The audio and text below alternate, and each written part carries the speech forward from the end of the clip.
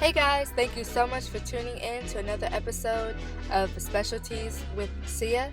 I had the pleasure of speaking with Mariel Chevalier of Elevation Beauty and Nail Spa. I hope you guys enjoy. What made you want to get into the nail industry? Well, I'm an artist, so Okay, I am not a nail tech myself. But just being in corporate America and having a passion for art and all things creative, I was like, how am I going to merge these two worlds together? Yeah.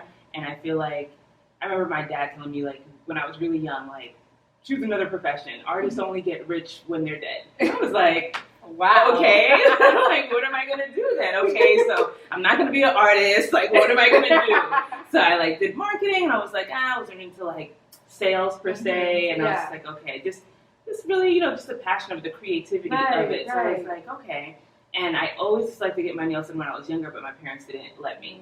And I would like all the designs and all that, because again, it's art, right? It's just like on a smaller canvas. So I'm like, okay, cool. But I have to like hide it from them because I wasn't allowed to do it. So I'd be like, no, I did that. I didn't get them done. Like, these are my nails. I did it. Like, so I could paint on my nail. And so they just believed me. And I don't know, I think as I got older, again, just learning stuff in corporate America and the business side of things, I just like got this idea, like, and then I think after being treated not so great in other nail salons, I was like, I felt there was a space for us to open a nail salon that catered to service and doing great work. And that was it. I was like, you know what?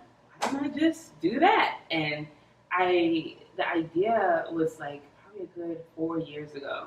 And I don't know why and what made me just like pull the trigger and do it now, but something was like, okay, just like go. And it just like went. And here it is now. But it wasn't like I didn't like plan it out that way. I just was like, I like art, and here's a way for me to make money and do art without being dead, according to my dad. But no, it really wasn't. It was just really just creating a nice space for people to go to that looked good and felt good.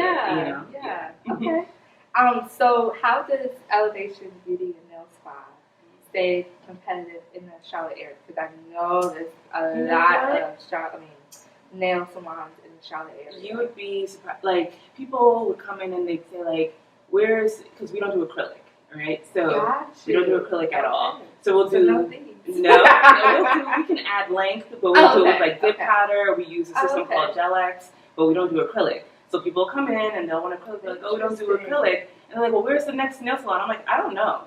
Like, again, my brain was so focused on what I was trying to do that I wasn't really concerned about what everybody else was doing. I had heard of the other popular ones around that would have somewhat of a similar concept, but again, the service was missing. The service was totally missing. It'll be like a beautiful place, and they're serving you champagne and all these cocktails and all this stuff, but I hear it every single day, all these stories about these places that are supposed to be so nice and very expensive, and the service does not exist. It doesn't exist from just a regular hi, how are you doing standpoint to their actual nails. They're getting cut, they're getting no apology. It's just, so I was like, I really didn't, I don't really worry about what the others are doing. I'm like, we are doing what we're doing, and they can do what they're doing. And I know there's another black-owned nail salon that's pretty close in the same area. They do acrylic. People come in, and I will certainly send them right over there. I will say, okay, I'm not sure exactly where it is, but I know it's somewhere over here. And I have no problem sending them over there because there's space for everybody.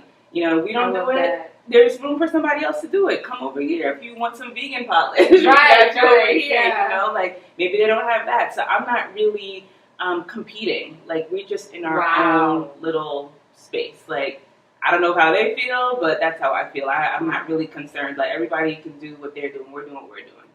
Wow. That's amazing to hear, because I know that Charlotte has a lot of people. Yeah. And so when you say they're not competing, I'm really not. Like, I'm telling you, people come in, they're like, oh, where? I'm like, I don't know. Like, I know if they're adamant about acrylic, I'm like, I know there's a place called Blueprint, and it's somewhere, like, right in this area, but I don't know exactly where.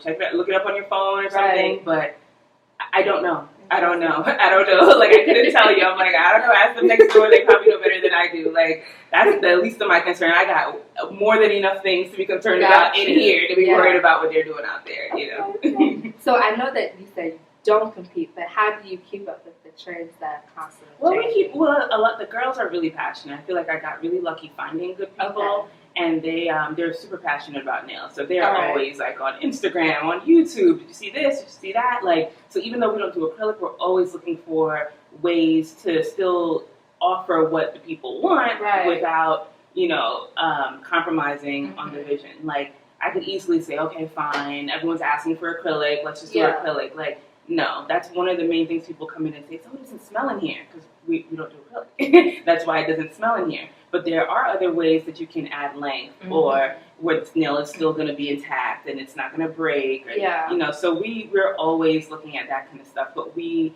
stay true to the brand. So it's keeping up. We keep up with the different things that are going on, the different trends. And some of them, they don't work if you're not doing acrylic, like some of those designs and stuff that people see.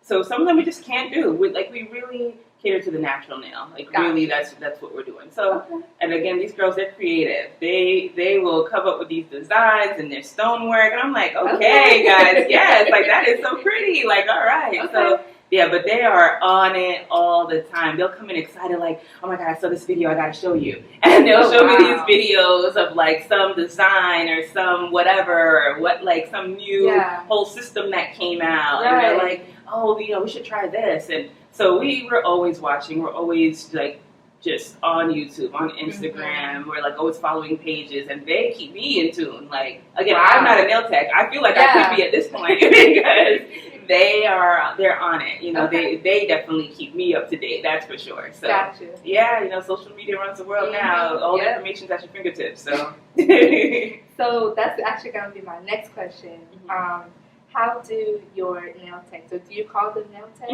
Okay. So how do your nail techs keep up with the trend, like for this coming summer or this coming fall? Like, what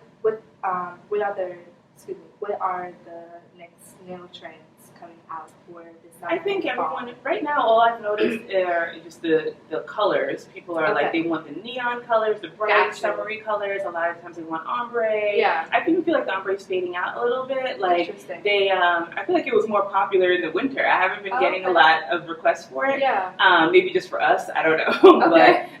But yeah, just really, we've just been getting a lot of requests for like the bright colors. And that's it. We haven't really been getting anything crazy. And again, a lot of the designs that people see on social media, that's for acrylic. So so while we can do a lot of the designs, it's designs that are that's stuff that you're able to do on like gel polish or stuff like that. So and a lot of stonework. So yeah, people definitely like the stonework, they like the little caviar. So again, we keep up. If we can, and we'll test it. Like, I'm their tester all day. I am their tester. So we'll see something, and maybe, it might be something that, again, you see the video and they're doing it on acrylic, but then we're like, I wonder if it'll work if we do it on this.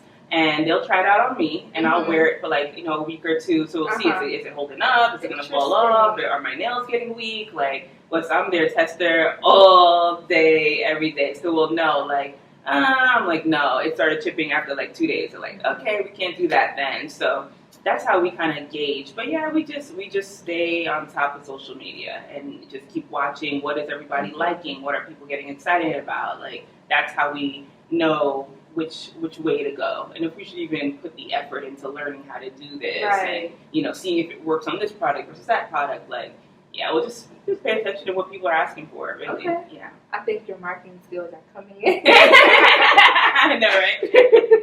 Okay, so what's been your salon's biggest success story yet?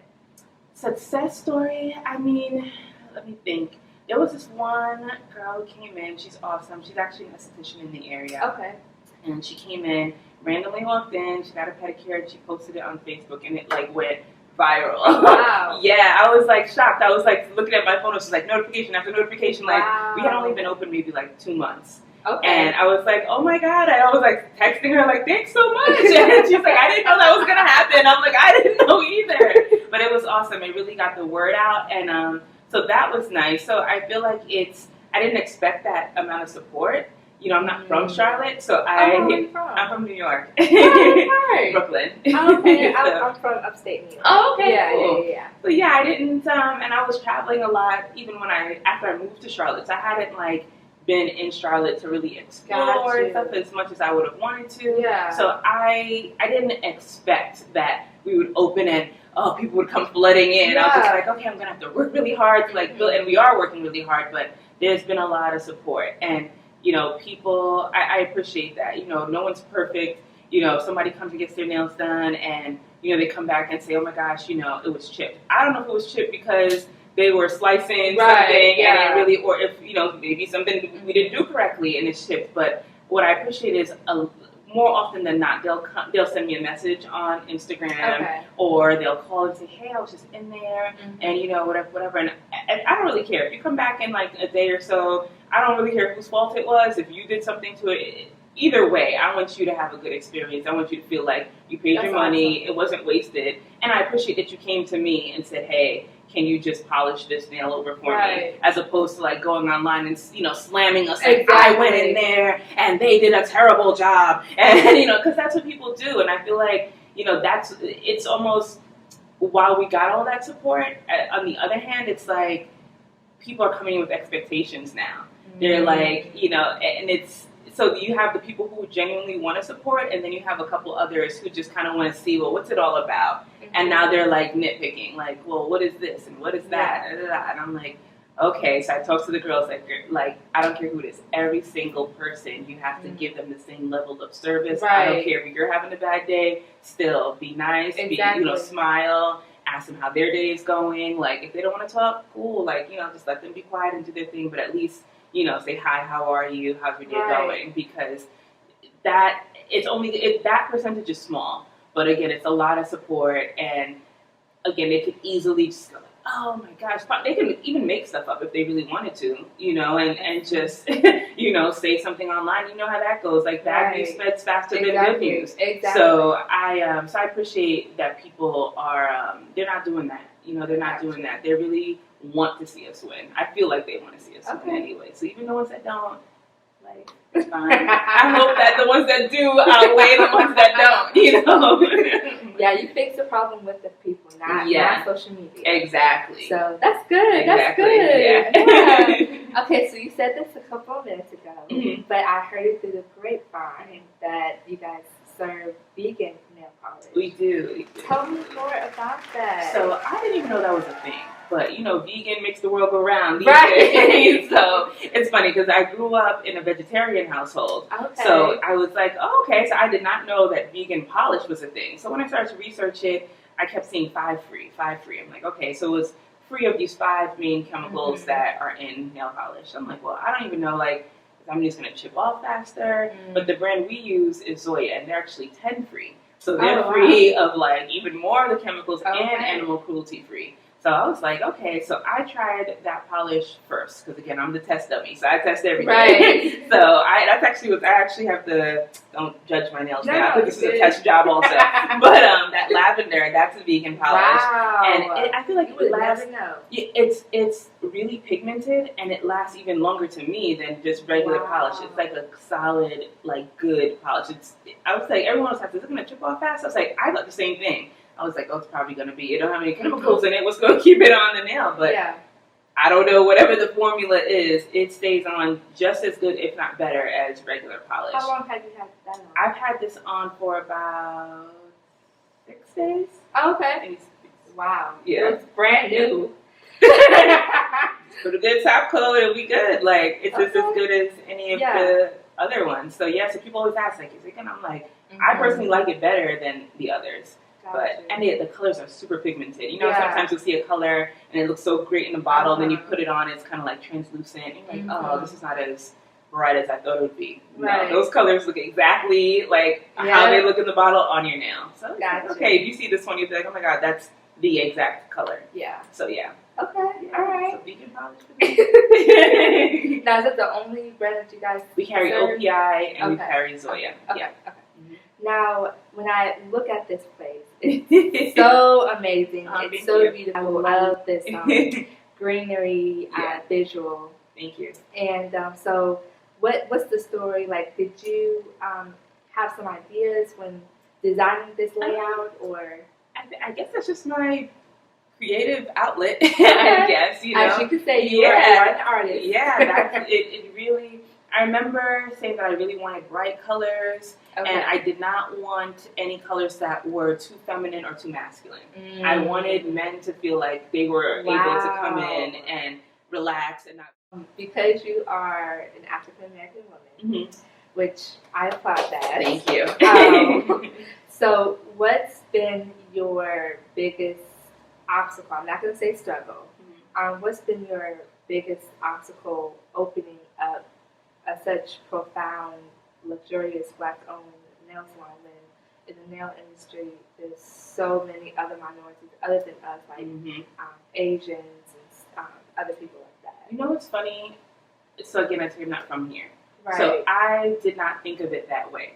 And again, I guess because I'm not a nail tech also, it's like I knew it, obviously from going to get my nails done myself, that it was predominantly one kind of people that you were seeing. Yeah. But it wasn't like glaring at me like, oh, I gotta do this to be different. I just saw this vision of a space that I wanted. Yeah. And I was like, okay, that's what I'm gonna do. And then when I did it, again, I got so much support and I was like, whoa, what's going on? And then when I would ask the girls, they were like, yeah, like that just like doesn't exist.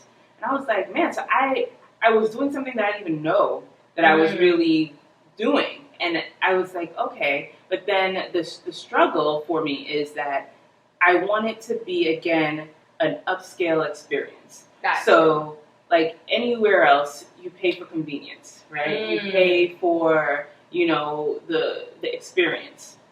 And honestly, the prices that we set, we checked all the surrounding salons when it comes to pricing, because I did not want to price out our customers. So I don't want to do anything too high. I don't want to do anything too low. Gotcha. But then we also are not using the same products that the typical nail salon uses, and they're expensive. Again, these are things that I learned in my whole journey through this. It's very expensive, and I'm like, okay, in order for us not to go out of business, we have to set these prices according to what I'm spending for these products and the service that they're getting. That's why it's not negotiable that the girls are nice to these customers and are really pleasant and give them a great experience, because that's what they're paying for. Right. It's not just, oh, you know, I'm going to be nice to them today. No, they're paying for a nice experience and for you to be polite to them and for you to do a great job and for you to use these great products. And again, the prices are pretty in line with everyone else. But I think in the support that we're getting, a lot of people, some people are just like, I'm going to support, period. And some people are like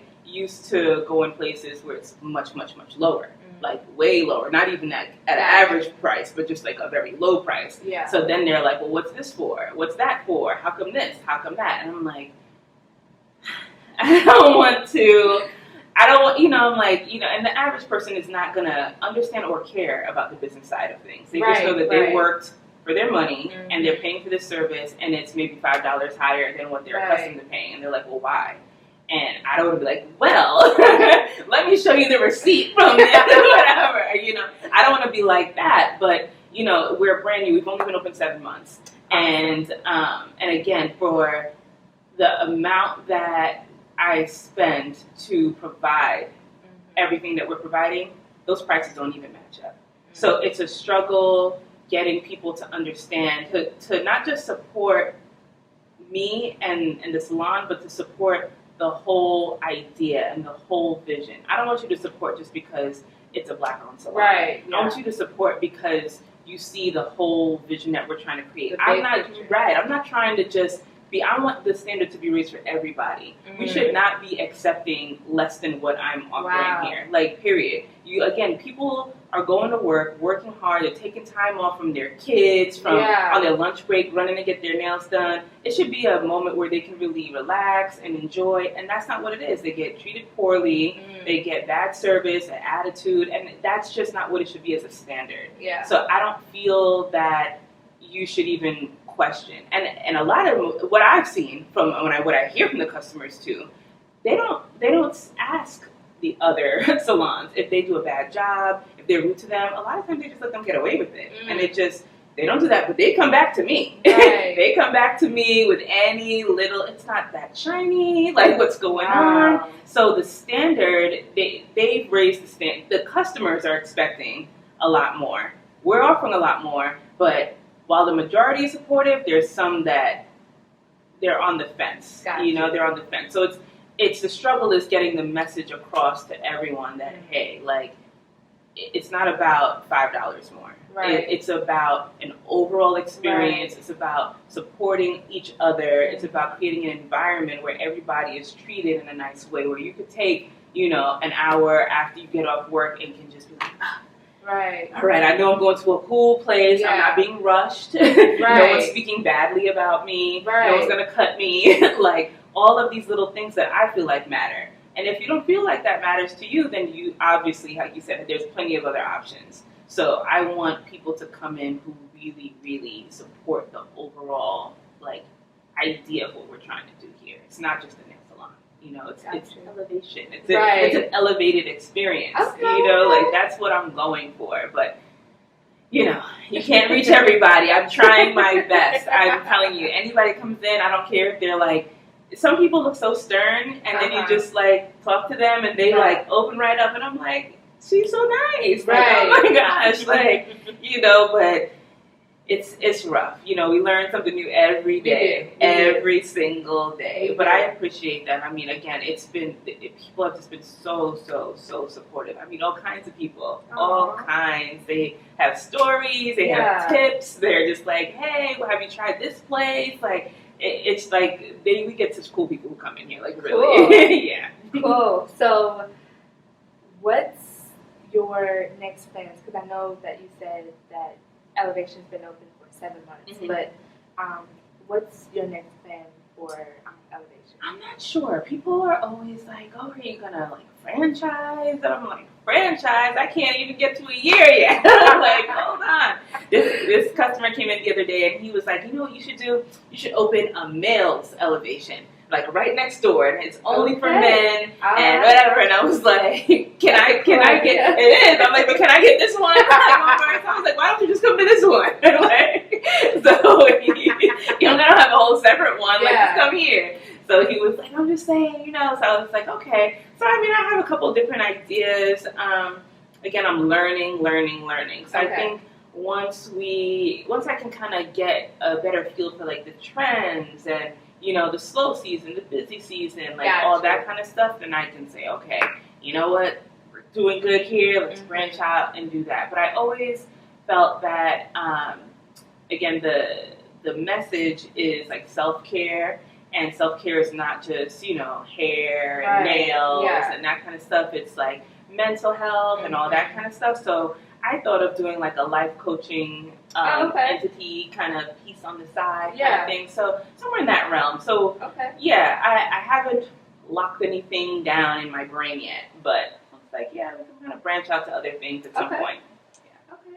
Well, thank you so much for your time. I really enjoyed talking to you and learning more about your brand and where you want to take it next. So I'm happy for you. Thanks so much. I appreciate you. You're welcome. Thank you.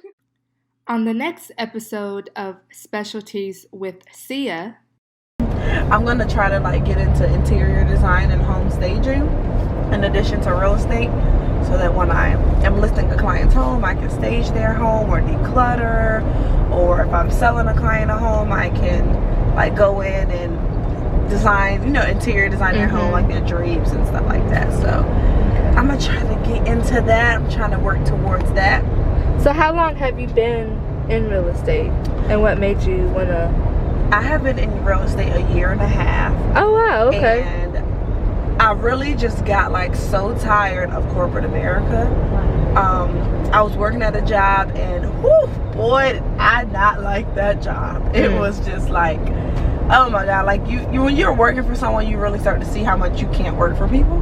Got you. And so I stopped working there, and I immediately registered for real estate school, because I had been looking at it for a long time, but I could never do it because I'm working 5 days a week, well, 6 days a week really, for someone else, instead of working on my own dreams. So when I stopped working there, I was like, you know what, I'm gonna step out on faith and give it all or nothing.